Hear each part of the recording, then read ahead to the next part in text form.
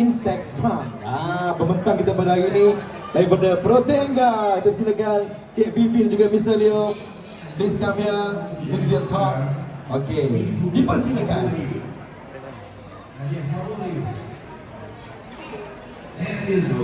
And your name? Are you enjoying yourself? Testing. Test.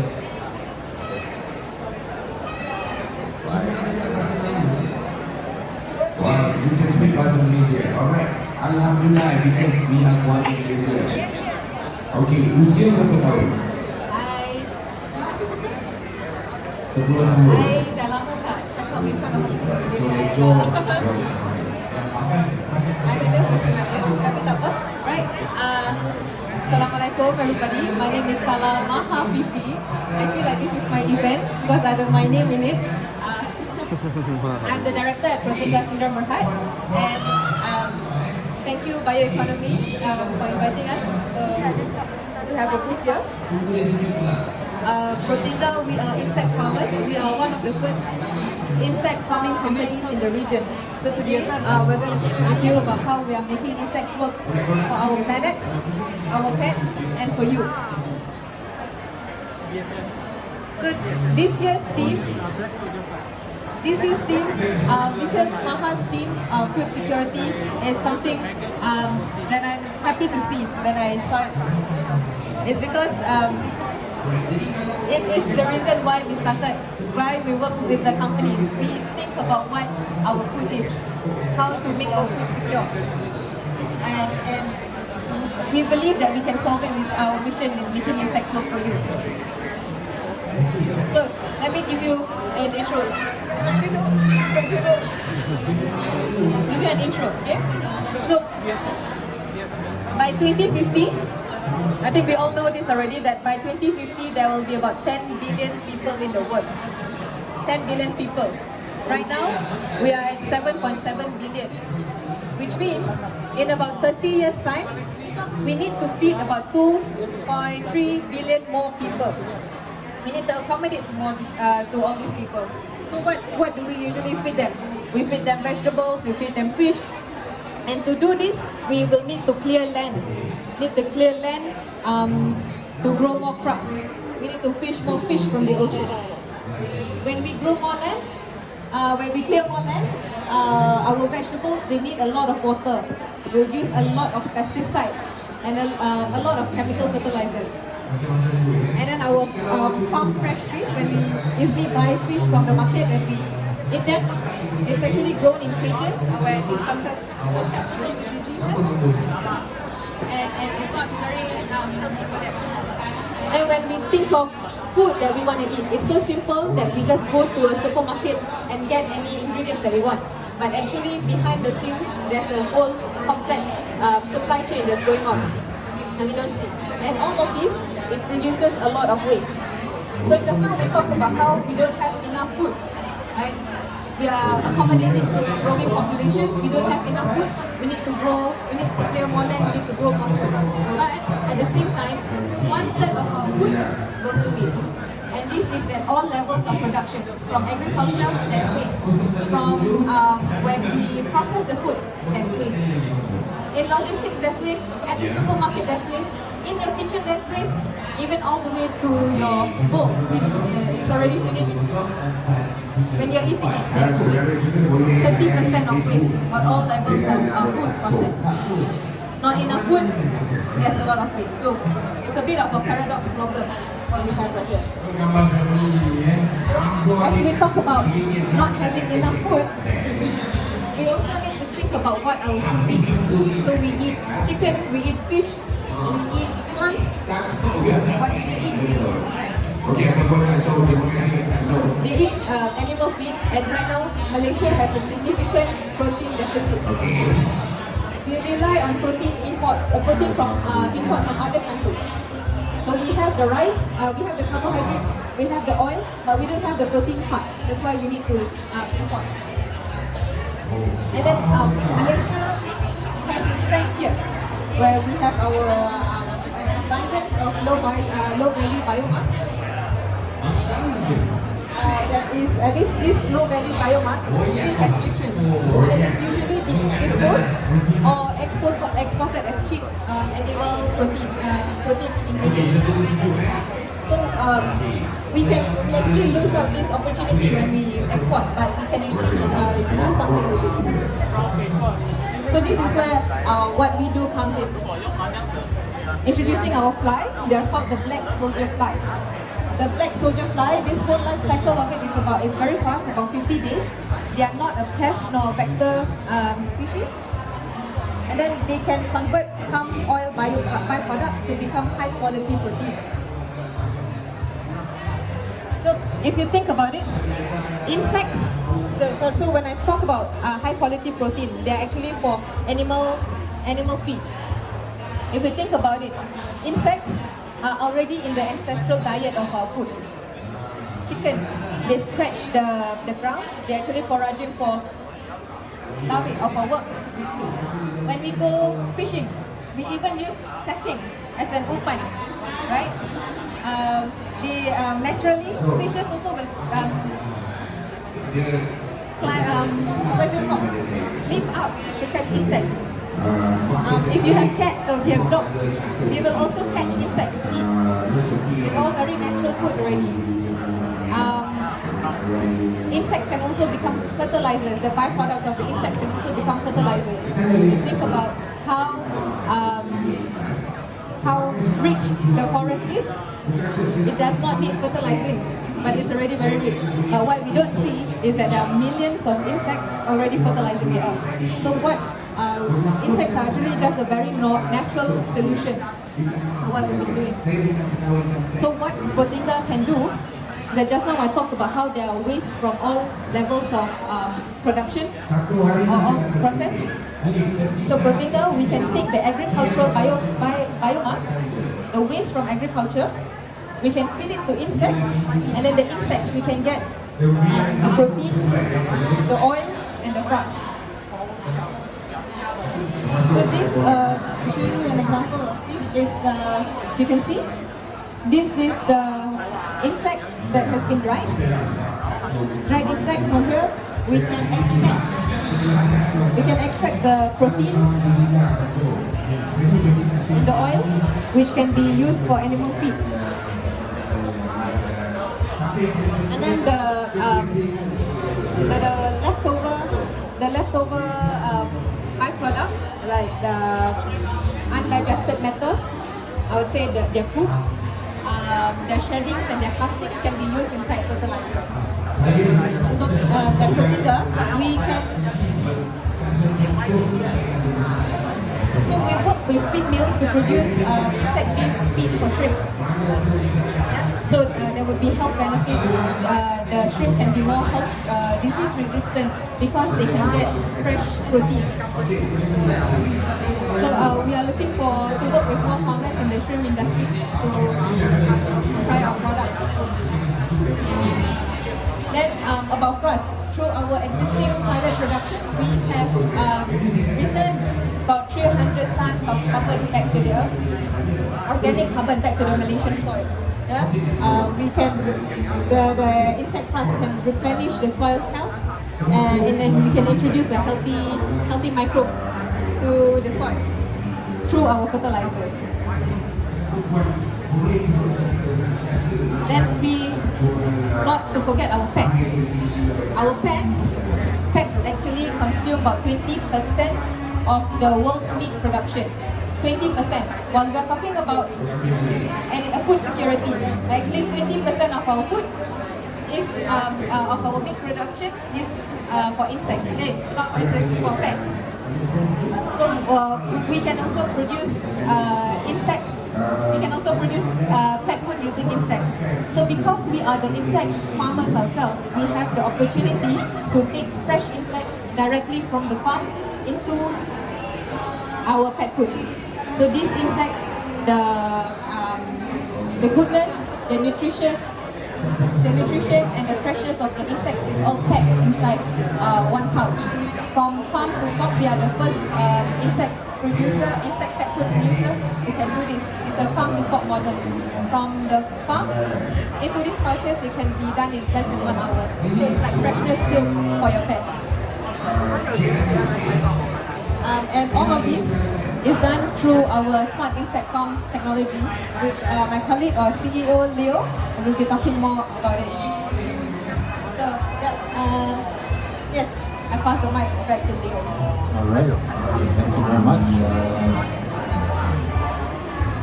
Which one is the clicker?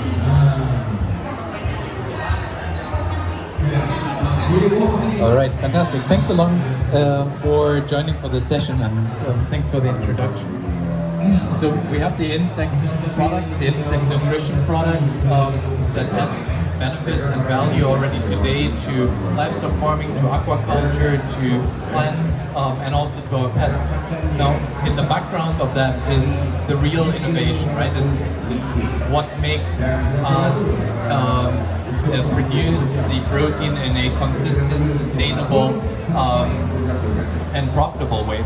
And that's what we call our smart insect farm. That's our technology solution that we've built and developed and validated at Protenga over the last 2-3 years. What we've built is a production platform that encompasses the whole value chain of insects, from genetic development, which we're doing together with our partner in Scotland, in the UK, to the breeding, the farming, and the manufacturing part that then turns out the products that Fifi explained earlier. The key part in making this value chain work is the farming component. The component where the byproducts are actually converted into the insect protein. This is the biggest bottleneck in achieving scale and in achieving true impact on our food system. And this is where we've developed a unique technology solution that enables a decentralized rollout of insect farms close to where the biomass, close to where the food waste is actually available. In Malaysia, for example, palm oil mills are a major producer of organic solids and organic wastes.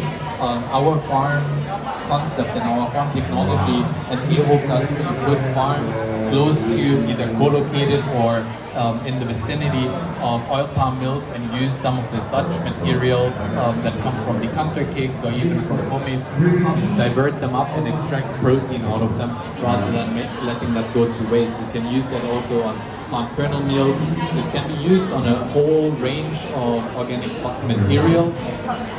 And knowing the material and then having a technology system that adapts the process to what you're feeding in is one of the key propositions that we have. And so our vision is we're actually this month, next month, we're really starting the marketing for our farming technology. So this is fresh off the press. We've been operating our core facilities now for 2 years in Senai, Johor, and are looking to, over the next 5 years, bring our farms across the country and also across the region. And this is all enabled by cutting-edge technology, whether it's on the software side, whether it's on the process automation side, or whether it's on the material handling side. Our vision of insect farming is one that is largely automated, that is basically creating quality jobs in the regions and don't depend on a lot of labor to be done for material handling, etc. To build smart technology both on material handling and on the process controls around the farms to enable consistency at scale. In a brief overview, our farming model is built around the sizing of our farm is basically determined by the feedstock input, and we have sized our farm at 20 tons per day of feedstock going in. We would define that kind of as a mid-sized farming concept. It's not large-scale centralized farms that are talking about 200, 300, 500 tons. It's not the backyard composter either. It's a facility that takes around 20,000 square meters, 20,000 square foot, 2,000 square meter in built-up space. and so that we found that sizing enables, for example, to capture all of the solids produced at palm oil mills. Some of them produce higher amounts, so there we can adapt the size to 20 tons, 40 tons, 50 tons, depending on what is locally available and what can be sourced kind of within a 20-30 kilometer radius around each of the farms. And taking the example of a 20-ton farm, we would be talking around 3 tons of insects that are produced every day, so about 1,000 ton a year that come from it. And not to be forgotten, the fertilizer really as the main part that comes out of our farm, about 2,500 tons that come from our base blueprint. Now, the figures that I just showed on the overview slide, they're very feedstock dependent. The good thing about the black soldier fly is that it is very variable, very diverse in its diet. It can add value to a range of different feedstocks, but of course the mass balance is not the same depending on what you feed them. And so this is kind of where our technical and biological expertise that we've built up over our R&D comes in the project consulting phase or project sizing and scale-up phase to develop the right business plan.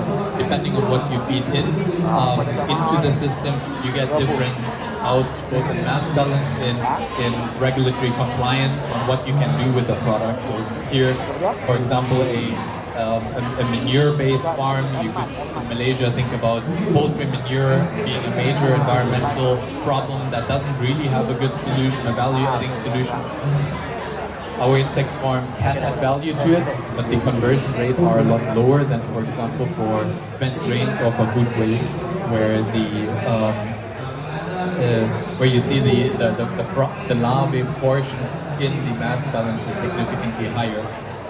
Both of these cases can work and can be interesting business cases, but they're just different business plans, and it's important to understand the mass balance and kind of what you plan to feed and what you want to do with the products before embarking on setting up a farm. And what we've done on the product side is really build up a product portfolio that enables us to guarantee the business cases at the farm. Now, looking at the modules, what actually happens inside of a farm, we have a feedstock reception area that allows us to take in bulk materials, whether it's bulk loaders or whether it's jumbo bags, gunny bags, and take that into the system. The feedstock preparation is fully automated. Once the material is in the farm, it mixes and conditions the feed to have the right texture and the right nutrition. It allows us to put micronutrients in to optimize performance. At the core of the farm sits a tray handling line that does automated handling, where the harvesting is happening, where the setup of feed is happening, where the dosing of the seedling larvae is happening before it goes into our growth chambers, which are climate-controlled areas where the insects are actually growing and where the bioconversion is happening. To then, after a 7 to 8 day cycle, depending on the feedstock, the larvae have reached harvest size, the feed is consumed, and it goes into the harvesting module. From the harvesting module, we go into the frost processing to get the right specs for our agricultural customers, and into the larvae processing module for the larvae. We have several permutations on our farms. We have some people that say, well, we want to only produce whole dried larvae and maybe export that as treats. We have others that say, no, we want to only have a protein meal, and we want to do that ourselves. We have our own use, and we have some that say we have the feedstock, but we don't know what to do with the products. And for that case, we've basically developed a pipeline that allows us to bring the fresh harvest, the larvae protein, into our own centralized processing facility in a cost-efficient way. And so we are able to provide a guaranteed offtake for all of the product from our farm to the farm owner.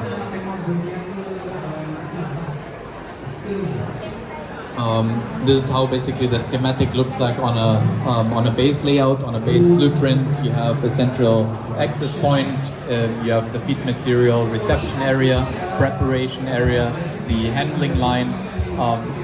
The bulk of the space is the actual farm, the growth rooms where the insects grow. And then there's a harvesting area and a maturation post-processing area for the compost. It's kind of in a U-shaped logistics to create process efficiency. That's the blueprint. We can build this as greenfield facilities. We can also do that as brownfield facilities, putting it into existing facilities. And then we have some flexibility in how we arrange the layout, so it doesn't have to be in this particular format. Looking into a couple of process elements, the feedstock preparation is a key area. It's not just the nutrition, but it's also the texture and it's also the moisture that are critical to success at the farm.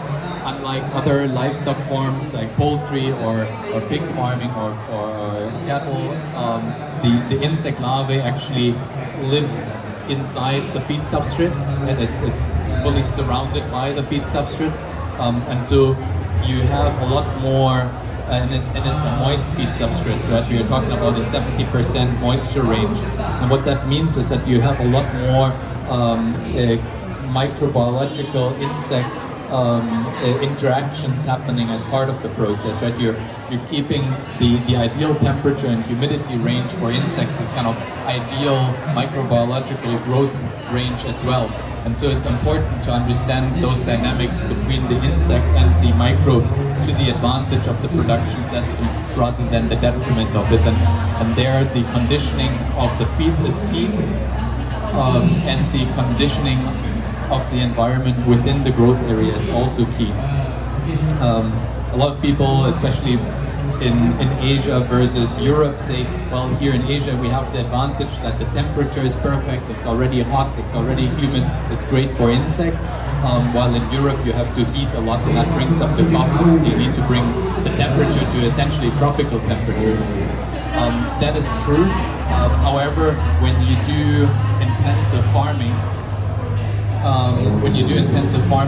you have to deal with microclimates. The process itself is endothermic, it's exothermic, it creates a lot of heat, it creates respiration from microbes and from insects, and that has to be dealt with through a climate system. So we don't need to heat the air, but we do need to manage the microclimates inside of the farm, and that's a key part of our smart insect farm.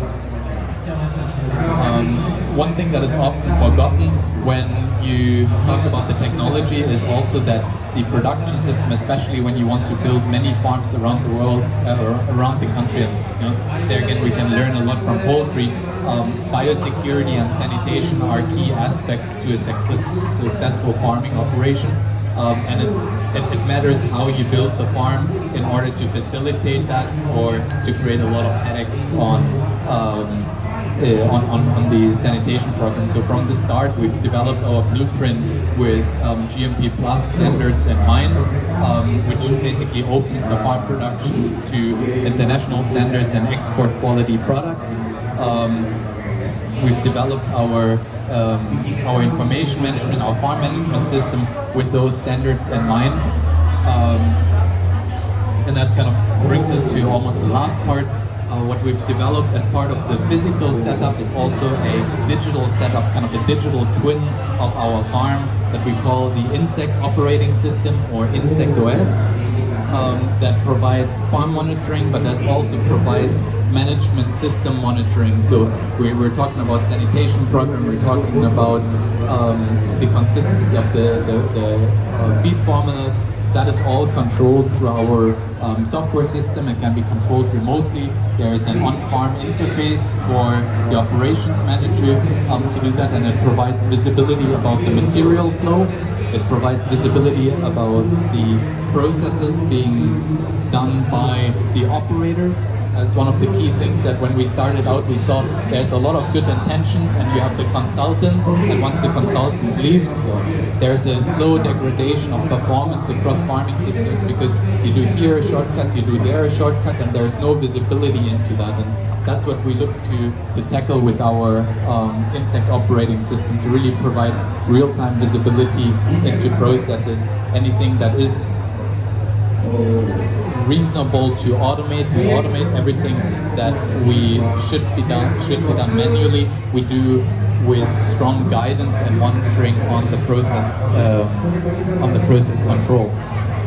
And so to kind of bring that together, we believe it's a fantastic time to start looking into insect farming and to really scale insect farming that has been, I guess, growing for the last 10 years as a topic, and break that through into the mainstream of nutrition. What is great to see here also at MAHA this year, food security is the top topic, right? There's nothing more important in agroeconomy at the moment than food security, and the unique contribution that insect farming can do to food security is really to create circularity in the food system, to use the low-value biomass that is available to produce high-quality nutrition and high-quality protein. And in the case of, or in the context of Malaysia, that means we can produce a lot of carbohydrates already because we're self-sufficient on rice production. We produce a lot of oil. Like Malaysia is a world leader in oil production with palm oil, but Malaysia has a very significant deficit in protein production and primary protein production. It doesn't produce protein crops, and so all of the protein input is essentially imported, and that's the same for the whole of Southeast Asia actually, and this is where the insect can really contribute to create a pillar of nutrition for the food system based on local biomass. And this is, I think, what we're excited about, what gets us to work every day to bring that mission in through both technology and exciting products that then add value at the farm. So we're looking forward to engage with the stakeholders and the ecosystem to make that a reality and drive impact in the coming years. Many thanks.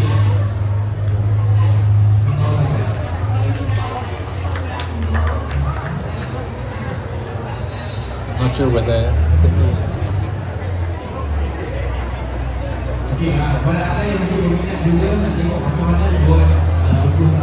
Okay, thank you sir.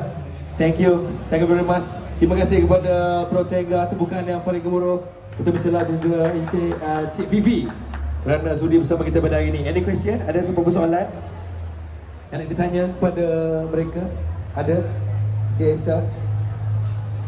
Does it make sense to put together the specific activities, fish and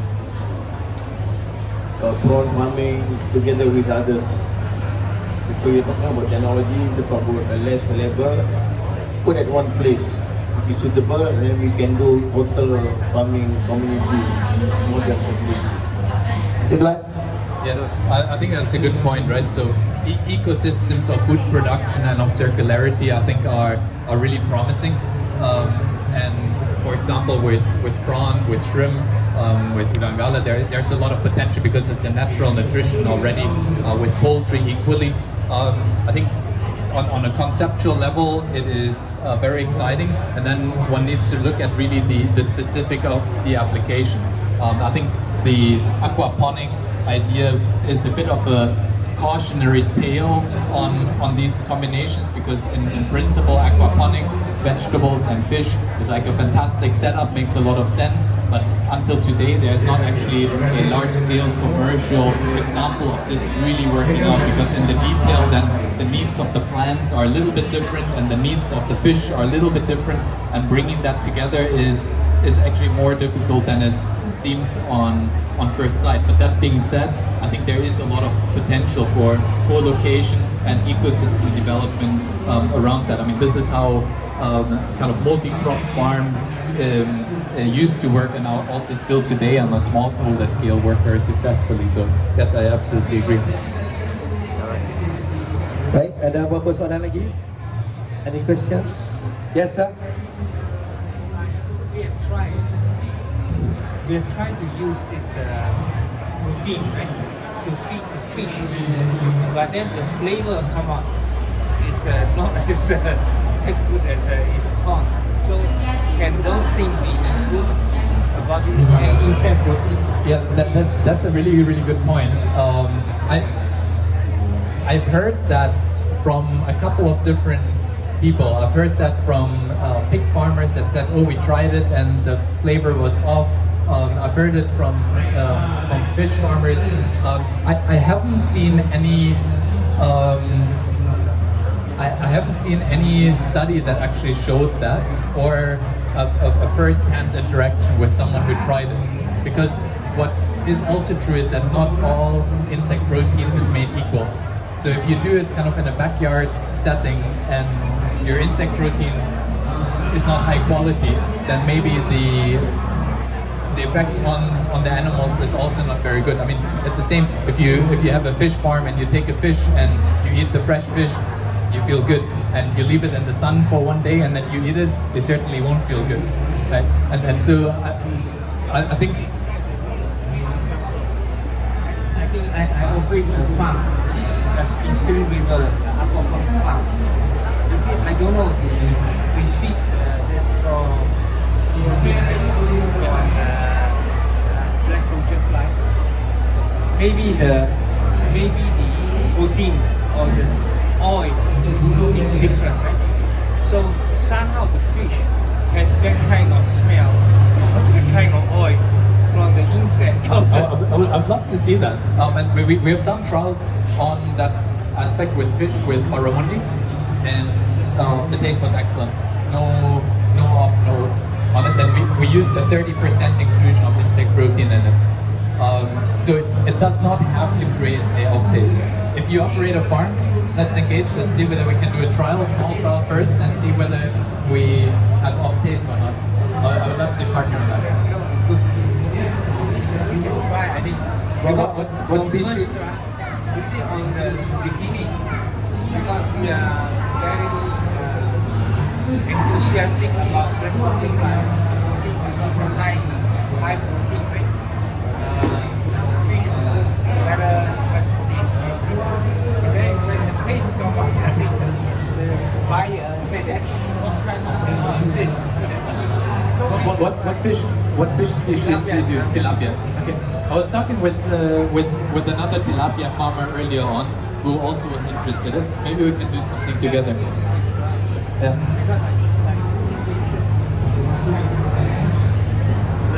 Innovation is not the first time you may achieve. Maybe you got to tweak the food formula, like composition, how much is carbohydrate, and then you just feed protein without mixing it, without frying, you may not get the right Thank you. Great question. Thank you, sir. Another question. Soalan lagi? I have a question. What's the minimum size for the insect farm that is commercial? That is also a great question. I have another slide, I think, in another deck, because there are, in the insect farming world, there are very different models. You have traditional backyard insect farmers that literally do it in the backyard, and you have the large-scale factory farmers that want to produce mega quantities, 10,000 tons a year, 15,000 tons a year of protein meal, and you have everything in between, from container farm to mid-sized scale. What we've looked at is that for us, the opportunity of insect farming is very much determined by the availability of feedstock. And so we've looked at what are the potential sources of low-value feedstock that are viable or that are feasible to be fed. And so we found that and then you have kind of the degree of automation, full automation, 24/7, or all manual, and you shuffle the material around, right? You have the whole pendulum for us.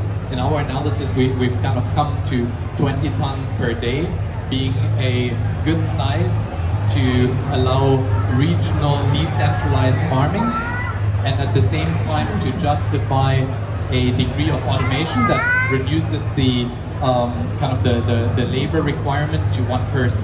So the farm can be run by one person.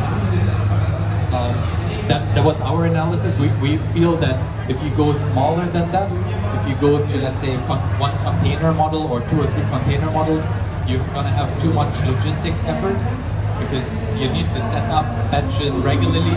You're gonna have the fertilizer that you have to bring to another location. You're gonna have the fresh larvae that you need to process. So if you do it too small, the overhead, I think, it doesn't make it profitable. If you make it very large at the farming site, I think you're not gaining anything in productivity. You just have to spend more capex to do the same. So for us, it's 20 to 40 tons is where we believe our sweet spot will be. Is it smelly? That's a good question as well. Especially because we have some, we talk with the Department of Environment, for example, right, that comes to our farm, and they say, yeah, we've gone to others and it's terribly smelly. I think, yeah, we've heard that from different people. And it's very dependent on the feedstock that you're using. Similar to, I was talking actually on tilapia farming, one of the issues is ammonia in the water. And that is also very much dependent on the feed that you use and the protein concentration in the feed. In the insects, it's very similar. The feed that you use creates ammonia. That's the main driver for the smell.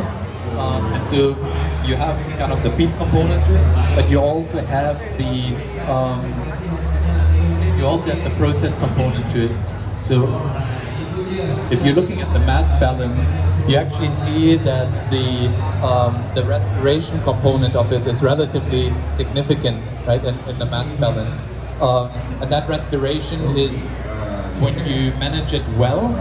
And actually, the interesting part is this curve here. This curve is the interesting curve because what you have here on the top is water. That's just H2O. That doesn't smell. You start with very wet feed, but to harvest it, you want it to be dry. So you're gonna have to evaporate water. The water portion is not so interesting, but this part is the interesting part. This part is basically dry matter. So that's CO2, that's ammonia, and H3, right? These are volatile organic compounds that are emitted through the respiration. And managing that and bringing that down is a key part of a good farming operation. Is whatever you smell is basically nutrients, compounds that are not going into your products. And really what you want is that goes into your products and not into the air. In a well-managed farm, you shouldn't have too much smell. And depending on what you use, you might want to have air ventilation systems, so climate control system that allow you to, for example, put scrubbers at the back of it. If you're in a palm estate, you're not gonna, or palm oil mill, you're not gonna smell our insect farm because you're gonna smell the palm oil mill. But if you're in a residential area or urban area, then you might have to invest a little bit more into the air treatment at the end of the farm. And so, do you just, like a poultry farm, blast out the air into the environment, or do you have the facility to treat that before you emit it? Technically, it's definitely possible. It's a largely a cost question. Yeah. Ya, ada persoalan lagi? See, now about the smell, you see there's a lot of effective microbes because microbiology. You can actually apply those these small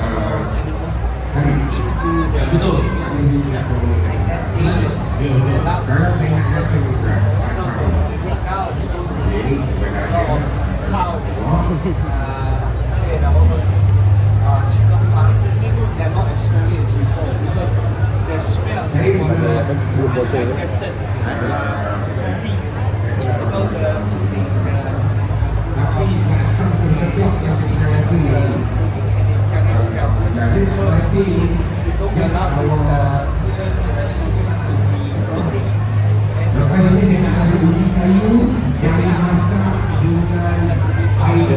Yes, that's That's right. I didn't mention that, but there's biological solution as well with microbes. Oh, thank you. Thank you. Okay. Last question. So now, ideally, this farm should be near the market, maybe, and if residential area, maybe at a recycle center. Right, that's my question. I want to know Those are where is the possible. ideal, because you say it's the less carbon footprint of need the labor, so that would be the most ideal place to set this farm. Those Thank would you. be possible locations.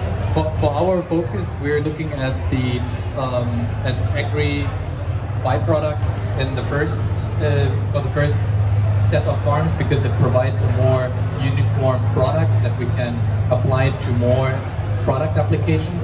And so for that, the palm oil byproducts are, I think, a huge opportunity of development that has on its own already the potential for 200, 300, 400 farms over the next couple of years. But you're right, from a biological, like from a food, from a feed source perspective, those are possible locations as well. Thank you, Mr. Low. Terima kasih Cik Fifi daripada Protenga. Jom sama-sama kita ke pentas untuk sesi bergambar beramai-ramai. Ayo, we have a photo session. Okay.